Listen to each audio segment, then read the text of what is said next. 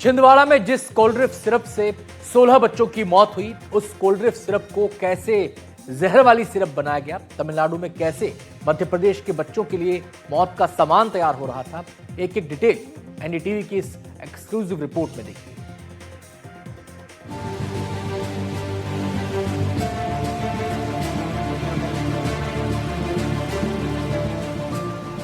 सोलह मासूमों की जान ले गया कोल्ड्रिफ्ट कॉफ सिरप।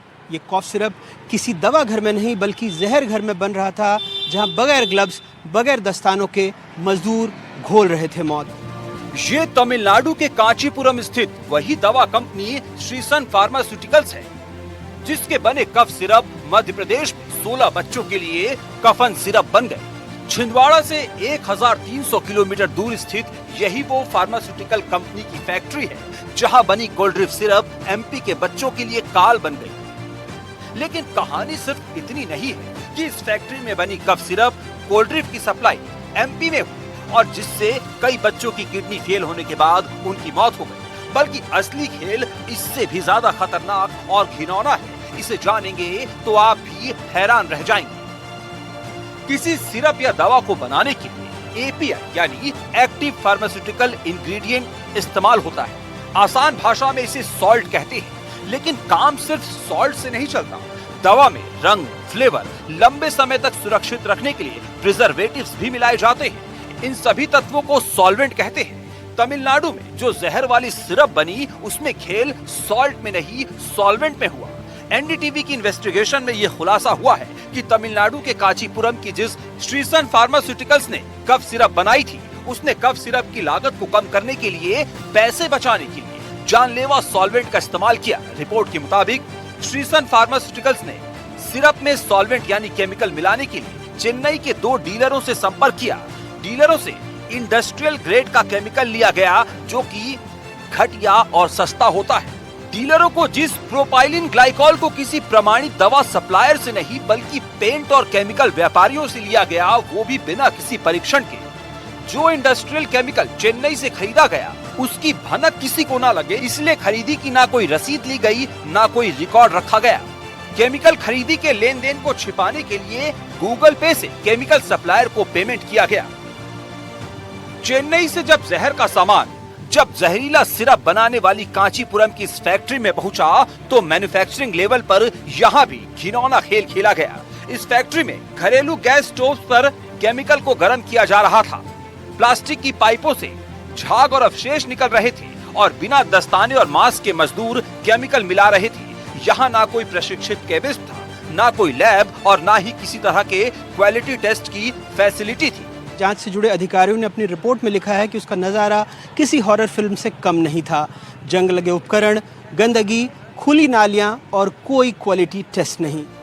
छिंदवाड़ा में जिन बच्चों की किडनी फेल्योर से मौत हुई, उनकी बायोप्सी रिपोर्ट जो नागपुर से आई है, उसमें साफ साफ बताया गया है कि बच्चों में डायथिलीन ग्लाइकॉल पाया गया है। ये वही डायथिलीन ग्लाइकॉल है जिसे कोल्ड्रिफ्ट सिरप में मिलाया गया था।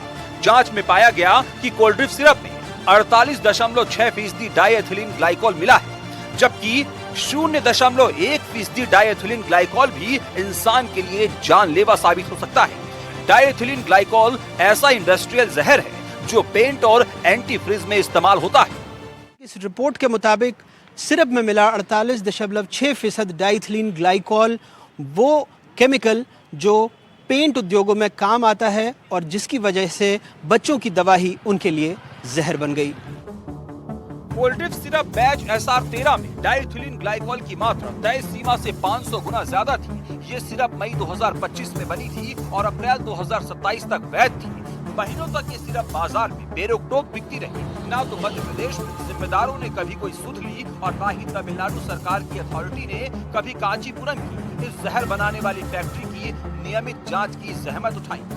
जांच से जुड़े एक वरिष्ठ अधिकारी ने एनडीटीवी को बताया कि ये सिर्फ एक हादसा नहीं बल्कि हर स्तर पर सरकारी विफलता थी। चेन्नई में घटिया केमिकल की खरीद से लेकर कांचीपुरम में बगैर जांच के इसके उत्पादन तक और फिर मध्य प्रदेश में बेरोक टोक वितरण तक हर स्तर पर निगरानी तंत्र नाकाम रहा। अगर सवाल सिस्टम पर उठ रहे हैं तो क्यों उठ रहे हैं, इसे समझने के लिए दवाइयों की मैन्युफैक्चरिंग से लेकर क्वालिटी चेक और डिस्ट्रीब्यूशन तक पूरे चेन सिस्टम को समझना जरूरी है। कोई दवा फैक्ट्री से किसी मरीज तक कैसे पहुंचती है, इसका इकोसिस्टम कैसे काम करता है, इसे आसान भाषा में समझिए।